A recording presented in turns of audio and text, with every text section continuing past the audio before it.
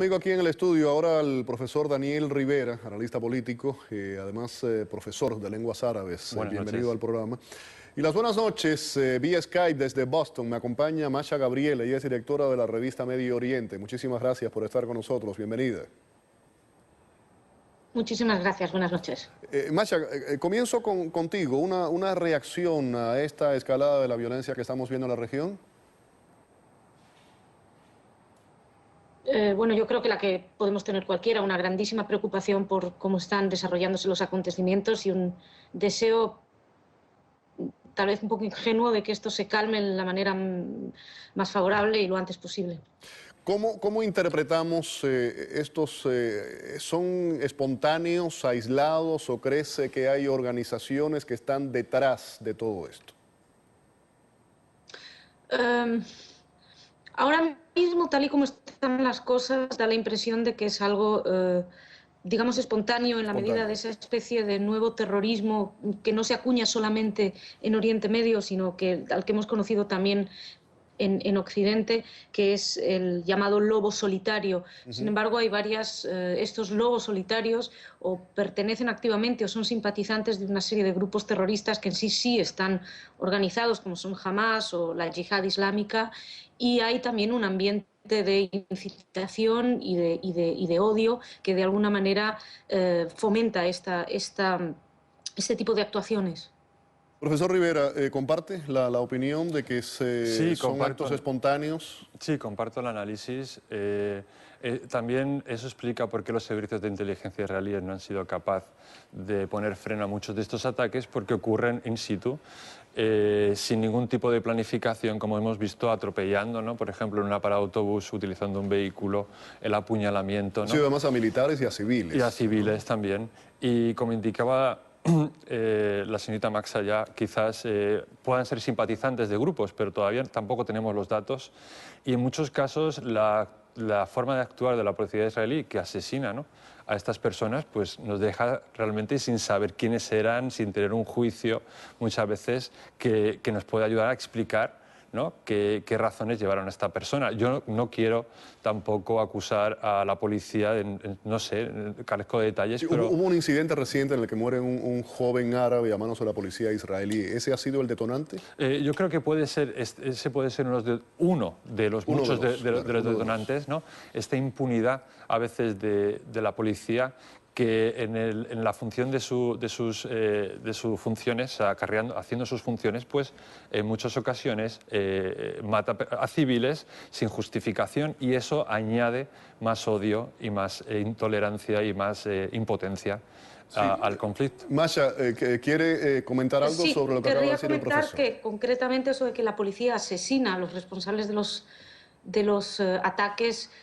En el caso de hoy, concretamente, los dos terroristas que atacaron a civil y a soldado, aunque bueno, es un tema aparte, están heridos y en hospitales israelíes siendo curados. Es verdad que hay casos en los cuales los atacantes mueren. En términos generales suele haber intercambio de disparos. Si estamos refiriéndonos al caso del joven que había atacado una patrulla policial y que efectivamente la policía disparó después y lo mató, ese caso está en investigación.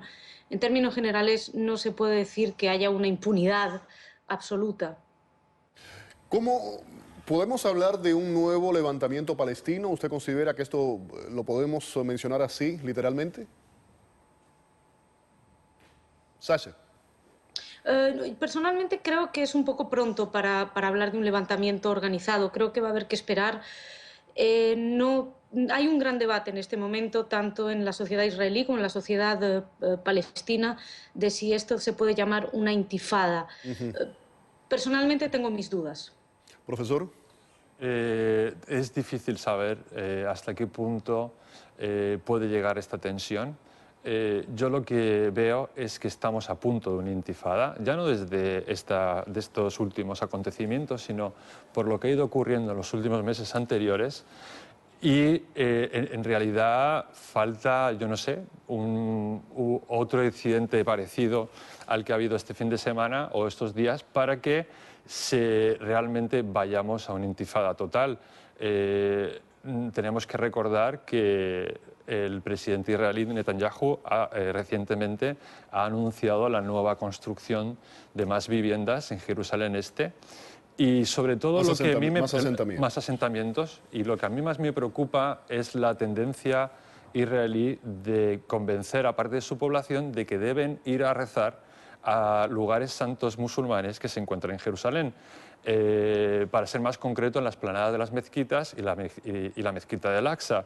Esta tendencia, que es una minoría de la población israelí, de reivindicar su derecho a estos territorios, me parece muy preocupante y puede ser una causa muy clara y clave a la hora de iniciar otro nuevo conflicto, una nueva intifada. Masha, adelante, ¿su punto de vista?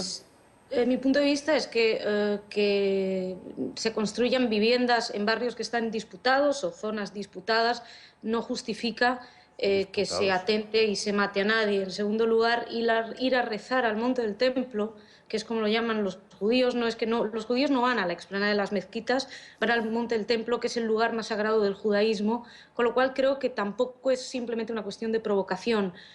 Puede haber alguna comprensión. Por otra parte, es una minoría la que desea ir a rezar ahí, puesto que en términos generales, en lo que es el judaísmo, rezar en esa zona, al ser tan sagrada, está prohibido. Simplemente es una línea concreta, la que representaba Glick concretamente, y por eso se han hecho famosos ahora que quieren ir a rezar ahí.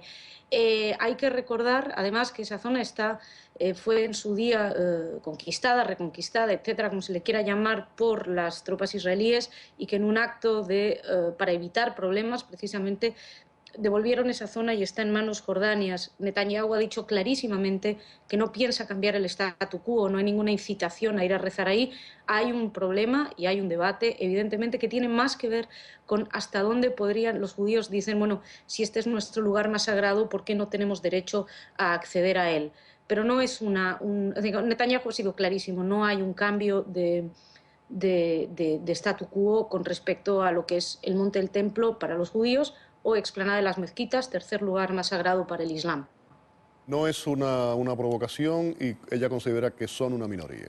No, desde luego es una provocación. Yo sé que el presidente israelí defiende lo que acaba de decir, es decir, que el status quo de estos lugares no ha cambiado, pero la sociedad israelí y cualquiera que ha vivido en Jerusalén sabe la presión, ¿no?, que se vive, la tensión que hay en el ambiente, y para muchos palestinos de a calle el hecho de que israelíes constantemente aparezcan en estos lugares y reivindiquen y de alguna forma intenten convencer a otros israelíes de que hagan lo mismo, para los palestinos es una provocación directa, ya sea una política que venga desde el presidente o no. Es decir, a nivel de calle, que es lo que a mí me preocupa, la gente, la que está en los mercados, la gente que todos los días tiene que vivir en Jerusalén, el ciudadano de a pie. El ciudadano a pie cada vez, sobre todo el palestino, ve que cada vez el racismo hacia él es mayor, que cada vez es más difícil para él la movilidad y que sus derechos cada vez se están diluyendo. Ahora, antes de ir con Masha nuevamente, profesor, ella dijo anteriormente que los asentamientos, que el tema de los asentamientos no justifican la violencia. Yo creo que ahí estamos en un problema porque, por supuesto, que justifica la violencia en cuanto tú estás ocupando un territorio que no es tuyo. Yo creo que ahí hablaba de territorios en disputa, pero para los palestinos, que es la visión que estoy intentando un poco presentar, estos territorios no están en disputa en absoluto. De hecho, son territorios que han sido anexionados, asimismo como muchos otros territorios de la zona de Jerusalén, del muro, de que se ha construido un muro que divide a los dos territorios y que en muchos casos no sigue un trazo muy, vamos a decir, legal, y que represente el territorio que tenía Israel en realidad, sino que ha ido absorbiendo otros territorios que no le pertenecía según la ley internacional. Y por supuesto, para mí es uno de los pilares que puede llevar a otra escalada de violencia sin igual, porque si estamos hablando de crear dos estados unidos, ¿no?, dos estados que vivan uno a lo largo del otro, tiene que haber confianza y tiene que haber respeto. No podemos cambiar las normas del juego, anexionarnos territorios constantemente porque creemos que tenemos el derecho de hacerlo y no esperar del otro lado ¿Y eso justifica la violencia? Yo creo que no se trata de justificar la violencia, se trata de las causas de la violencia. Y esa es una causa de la violencia, porque no hablamos de 1000 casas, hablamos de muchísimos territorios, pueblos enteros que han desaparecido. Masha, regreso a Boston para tu respuesta, por favor. El problema es que si los asentamientos fueran el problema o si la supuesta anexión fuera el problema, no habrían empezado los problemas, porque en el 48, del 48 al 67, no había ningún territorio conquistado, ocupado, recuperado, como se quiera llamar. Es decir, el problema ha sido que no ha habido una aceptación por parte de los países árabes y mucho menos de los palestinos de un Estado judío. En cualquier caso, Israel no ha anexionado ni Cisjordania ni anexionó en su día Gaza, sino que la única parte que se ha anexionado es Jerusalén. No hay una ley internacional que decrete quién le pertenece a quién, puesto que esto es algo que, según Oslo, que rige los acuerdos, debe ser acordado por las partes. El problema es que al no haber conversaciones no se llega a acuerdos, pero prácticamente hay una idea más o menos de lo que puede ser un trazado final de los territorios, y hay zonas que ahora mismo estamos llamando asentamientos, pero que más o menos se sabe que quedarían en el lado israelí. Por otra parte, se han devuelto territorios, uno de ellos es Gaza, y es una prueba de lo que puede suceder. Situar el problema, la justificación o la causa de la violencia entre israelíes y palestinos en la cuestión de territorios, considero que es un problema histórico, básicamente. Entiendo que hablamos de la población que puede sentirse, digamos, robada, y esto es una cuestión que va por otro lado, que tiene que ver más con las élites políticas y cómo educan a sus ciudadanos, pero no estamos hablando, es decir, si el problema hubiera sido la ocupación, no habría habido la guerra del 48 y no habría habido la guerra del 67. El problema básicamente es la no aceptación de un Estado judío. Quiero cerrar, son puntos de vista diferentes, por supuesto, hemos hablado de todas esas agresiones, esa escalada de la violencia. Respuesta israelí, ¿y qué podemos esperar de todo esto, profesor? Respuesta israelí a lo que está ocurriendo.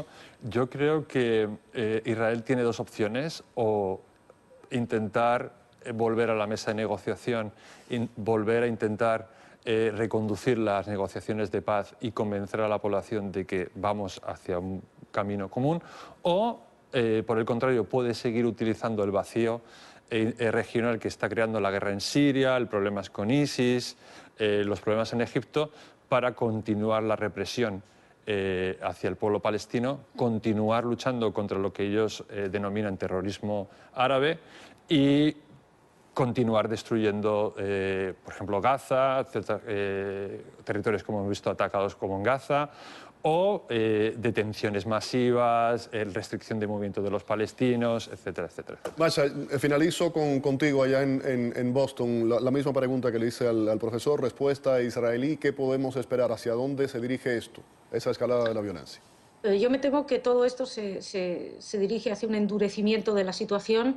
Insisto con lo que decía al principio, casi que tengo una ingenua voluntad o wishful thinking de que esto se vaya calmando. Creo que no está, realmente no tengo una idea muy clara cuál será la respuesta. Hoy estaba leyendo que había incluso, estaban barajando la posibilidad incluso de aumentar las restricciones en los pasos entre Cisjordania e Israel. Hay una gran presión diplomática también sobre Israel en este mismo momento.